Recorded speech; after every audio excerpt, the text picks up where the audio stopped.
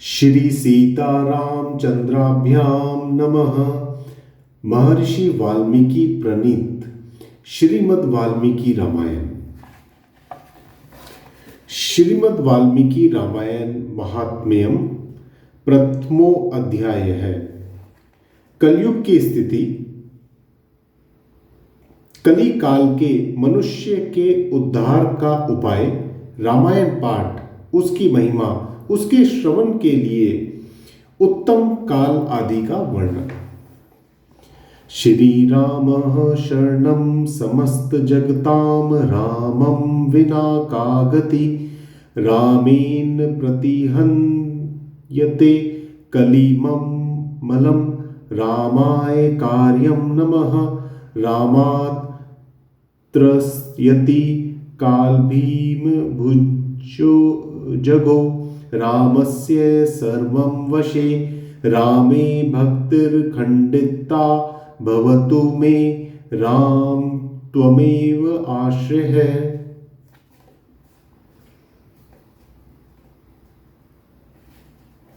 श्री रामचंद्र जी समस्त संसार को शरण देने वाले हैं। श्री राम के बिना दूसरी कौन सी गति है।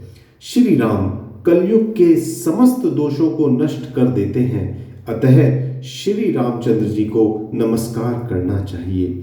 श्री राम से काल रूपी भयंकर सर्प भी डरता है। जगत का सब कुछ भगवान श्री राम के वश में है। श्री राम में मेरी अखंड भक्ति बनी रहे। हे राम, आप ही मेरे आधार हैं। त्रिकूटाल्यं राम इंद्रानंदम मंदिरम वंदे च परमानंदम भक्तानां भयप्रदम। चित्रकूट में निवास करने वाले भगवती लक्ष्मी सीता के आनंद निकेतन और भक्तों को अभय देने वाले परमानंद स्वरूप भगवान श्री राम जी चंद्र जी को मैं नमस्कार करता हूँ। ब्रह्म विष्णु महेशाधा यस्याशाम लोक साधकः। नमामि देवं च इद्रूपम विशुद्धम परम भजे।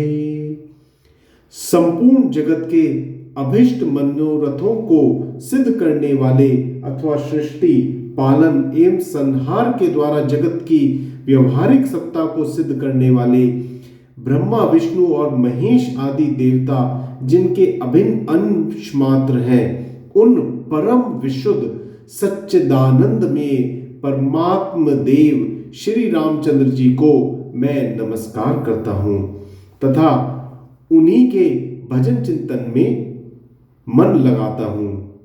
ऋष्य उचुः भगवन् सर्वमाख्यातं यत् पुष्टं विदुषात्यतव्या। संसार पाशबधानां दुखानि सुबहुनि च। ऋषियों ने कहा, भगवान आप विद्वान हैं, ज्ञानी हैं। हमने जो कुछ पूछा था वह सब आपने हमें भलीभांति बताया है। संसार बंधन में बंधे हुए जीवों के दुख बहुत हैं। एतत् संसार पाशस्य छेदकः कथं स्मृतः। कलौ वेदोत्मागश्च नश्यन्तीति त्वयोदितः। इस संसार बंधन का उच्छेद करने वाला कौन है। आपने कहा है कि कलयुग में वेदोक्त मार्ग नष्ट हो जाएंगे। अधर्म निरंतानां च यातनाश च प्रकीर्तितः। घोरे कलियुगे प्राप्ते वेद मार्ग बहिष्कृते। पाखंडत्वं प्रसिद्धं वै सर्वश्च परिकीर्तितम्। अधर्म परायण पुरुषों को प्राप्त होने वाली यातनाओं का भी आपने वर्णन किया है। घोर कलयुग आने पर जब वेदोक्त मार्ग लुप्त हो जाएंगे, उस समय पाखंड फैल जाएगा, यह बात प्रसिद्ध है। प्राय सभी लोगों ने ऐसी बात कही है।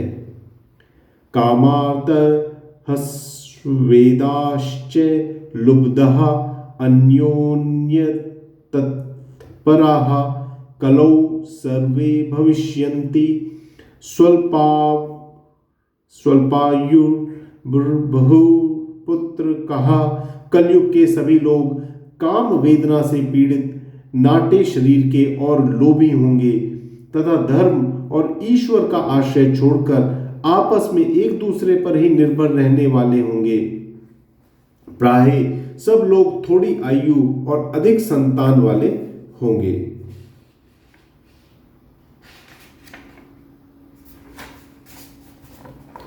स्त्रियः स्वपोषणपराः वेश्याचरण तत्पराः पतिवाक्यं नार्द्यत्य सदा निग्रह तत्पराः दुःशीलेषु करिष्यन्ति पुरुषेषु सदा स्पृहाम्।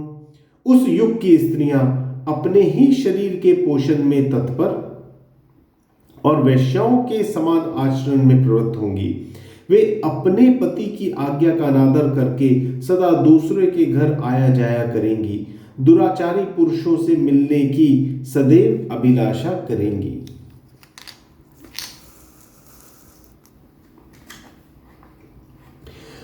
असद्वातार्थ भविष्यन्ति पुरुषेषु कुलांगनः पुरुषानृत भाषीन यो देव संस्कार वर्जितः।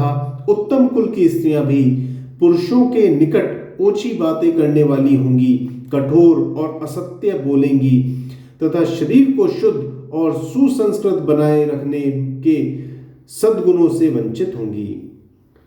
वाचालाश्च भविष्यन्ति कलौ प्राणियेन योषितः भिक्षुश्च अपि मित्रादीन् स्नेहे संबंधायंत्रितः। कलयुग में अधिकांश स्त्रियां वाचाल व्यर्थ बकवास करने वाली होंगी। भिक्षा से जीवन निर्वाह करने वाले सन्यासी भी मित्र आदि के स्नेह संबंध में बंधे रहने वाले होंगे। अनुरूपाधीनि मित्तेन शिष्यान् बहन्ति लोलुपः उभाभ्यामपि पाणिभ्यां शीरहन् कण्डूयनं स्त्रियः कुर्वन्तयो गर्भभर्तामा आज्ञं भेष्यन्त्यन्द्रतः। वे भोजन के लिए चिंतित होने के कारण लोभवश शिष्यों का संग्रह करेंगे। स्त्रियां दोनों हाथों से सिर खुजाती हुई गृहपति की आज्ञा का जानबूझकर उल्लंघन करेंगी। पाखंडालापनिरतः पाखंड जनसंगिनः यदा द्विजा भविष्यन्ति तदा वृद्धि गतः कलिः। जब ब्राह्मण पाखंडी लोगों के साथ रहकर पाखंड पूर्वक बातें करने लगेंगे तब जानना चाहिए कि कलयुग खूब बढ़ गया। घोरे कलियुगे भ्रमन् जनानां पाप कर्मिणां मनः शुद्धि विहीनानां निष्कृतिश्च कथं भवेत्। भ्रमण, इस प्रकार घोर कलयुग आने पर सदा पाप परायण रहने के कारण जिनका अंतःकरण शुद्ध नहीं हो सकेगा उन लोगों की मुक्ति कैसे होगी। यथा तुष्यति देवेशो देवदेवो जगद्गुरुः ततो वत्स्व सर्वज्ञ सूत धर्मभ्रता वर। धर्मात्माओं में श्रेष्ठ सर्वज्ञ सूत जी देवादिदेव देवेश्वर जगतगुरु भगवान श्री रामचंद्र जी जिस प्रकार संतुष्ट हो वह उपाय हमें बताइए। वद सूत मुनि श्रेष्ठ सर्वमेत देशेतः कस्य नो जायते तुष्टिः सूत त्वद्वचनामृतात्। मुनि श्रेष्ठ सूत जी, इन सारी बातों पर आप पूर्ण रूप से प्रकाश डालिए। आपके वचनामृत का पान करने से किसी को संतोष नहीं होता है। सूत उवाच शृणुध्वम श्रेयः सर्वे यदिष्ठं वो वदाम्यहं गीतं सनत्कुमाराय नारदेन महात्मना रामायण महाकाव्यं सर्ववेदेषु सम्मतं सर्वपाप प्रशमनं दुष्टग्रह निवारणम। सूत जी ने कहा, मुनिवरों, आप सब लोग सुनिए। आपको जो सुनना अभिष्ट है वह मैं बताता हूँ। महात्मा नारद जी ने सनत कुमार को जिस रामायण महाकाव्य का गान सुनाया था वह समस्त पापों का नाश और दुष्ट ग्रहों की बाधा का निवारण करने वाला है। वह संपूर्ण वेदोक्त की सम्मति के अनुकूल है। दुह स्वप्न नाशनम धन्यम भुक्ति मुक्ति फल प्रदम रामचंद्र कथोपेतम सर्व कल्याण सिद्धिदतम। उससे समस्त दुःस्वप्नों का नाश हो जाता है। वह धन्यवाद के योग्य तथा भोग और मोक्ष फल प्रदान करने वाला है। उसमें भगवान श्री रामचंद्र जी की लीला कथा का वर्णन है। वह काव्य अपने पाठक और श्रोताओं के लिए समस्त कल्याणमयी सिद्धियों को देने वाला है। धर्मार्थ कामा मोक्षानाम हेतुभूतम महाफलम अपूर्वम पुण्य फलदम शृणुध्वम सुसमाहितः। धर्म, अर्थ, काम और मोक्ष इन चारों पुरुषार्थों का साधक है, महान फल देने वाला है। यह अपूर्व काव्य पुण्यमय फल प्रदान करने की शक्ति रखता है। आप लोग एकाग्र चित्त होकर इसे श्रवण करें। महापातक युक्तो वा सर्वपात कहे श्रुते द्वार्षम दिव्यम ही काव्यम शुद्धिम वाप्नुयात् रामायण वर्तन्ते सुतराम ये जगद्धिताः त एव कृत्याश्च सर्वशास्त्रार्थ कोविदः।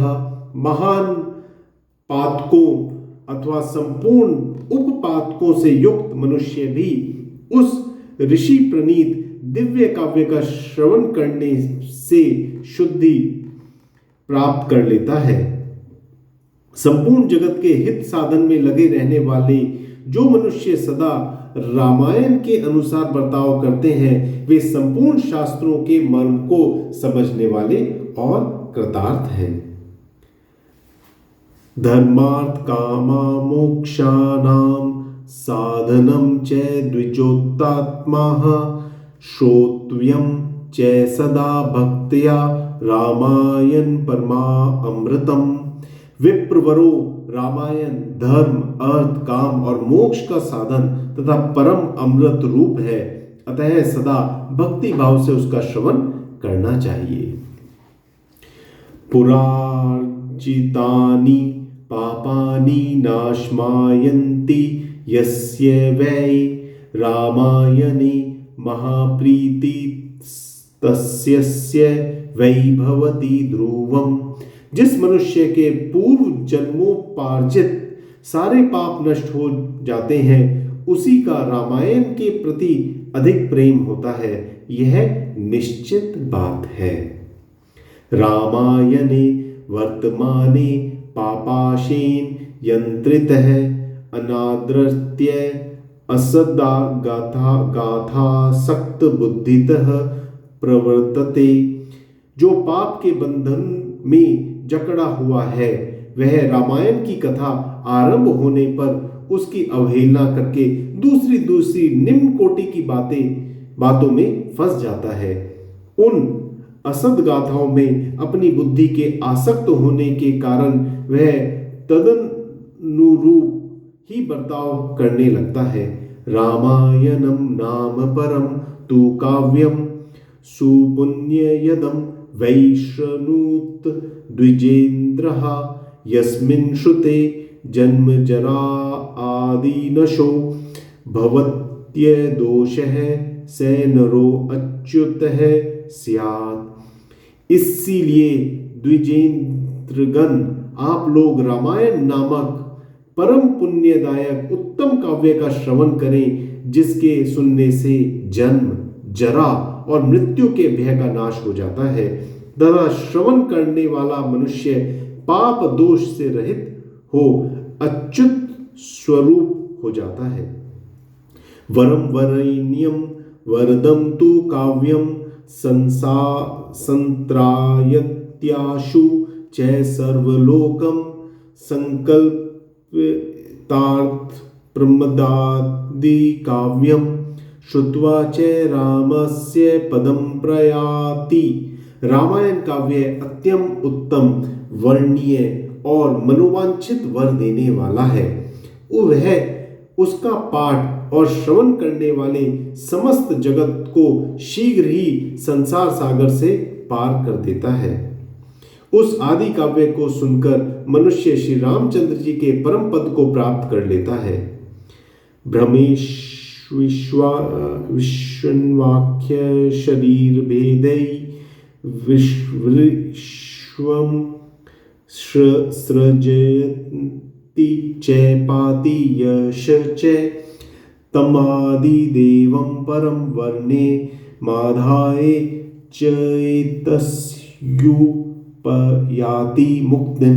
जो ब्रह्मा, रुद्र और विष्णु नामक भिन्न भिन्न रूप धारण करके विश्व की सृष्टि, संहार और पालन करते हैं, उन आदि देव परमोत्कृष्ट परमात्मा श्री रामचंद्र जी को अपने हृदय मंदिर में स्थापित करके मनुष्य मोक्ष का भागी होता है। यो नामा जात्यादि विकल्पहीनः परावाराणां परम्परः स्यात्। वेदांत वेदे स्वरुचा प्रकाशः स वीक्षयते सर्व पुराण वेद ही। जो नाम तथा जाति आदि विकल्पों से रहित, कार्य कारण से परे, सर्वोत्कृष्ट वेदांत शास्त्र के द्वारा जानने योग्य एवं अपने ही प्रकाश से प्रकाशित होने वाला परमात्मा है, उसका समस्त वेदों और पुराणों के द्वारा साक्षात्कार होता है। इस रामायण के अनुशीलन से भी उसी की प्राप्ति होती है। ऊर्जे माधे सिते पक्षे चैत्रे च द्विजसत्तामः नवहान खलु श्रोतव्यं रामायण कथामृतम। विप्रवरो कार्तिक माघ और चैत्र मास के शुक्ल पक्ष में 9 दिनों में रामायण की अमृतमयी कथा का श्रवण करना चाहिए।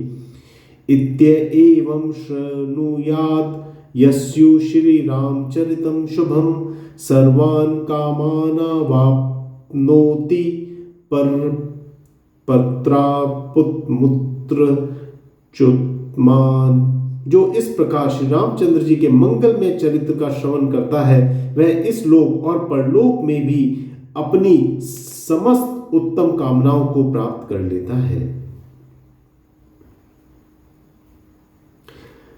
त्रिसप्तकुल संयुक्त है, सर्व पाप वर्जित है, प्रयाति राम भवनम यत्र गत्वा न शोचते।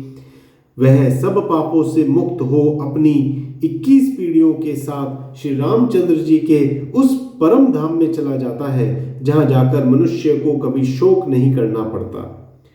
चैत्रे माघे कार्तिके च सिते पक्षे च वाच्यते नवनहसु महापुण्यम श्रोतव्यम च प्रयत्न इतनतः चैत्र, माघ और कार्तिक के शुक्ल पक्ष में परम पुण्यमय रामायण कथा का नभा पारायण करना चाहिए तथा 9 दिनों तक इसे प्रयत्न पूर्वक सुनना चाहिए। रामायण आदि काव्यम स्वर्ग मोक्ष प्रदायकम तस्माद् घोरे कलियुगे सर्वधर्म बहिष्कृते नवहृदिनै श्रोतव्यम रामायण कथा अमृतम। रामायण आदि काव्य है, यह स्वर्ग और मोक्ष देने वाला, अतः संपूर्ण धर्मों से रहित घोर कलयुग आने पर 9 दिनों में रामायण की अमृतमयी कथा को श्रवण करना चाहिए। राम नाम पराये तु घोरे कलियुगे द्विजः तय एव कृत्याक्ष न कलि बार्धयते हितान्।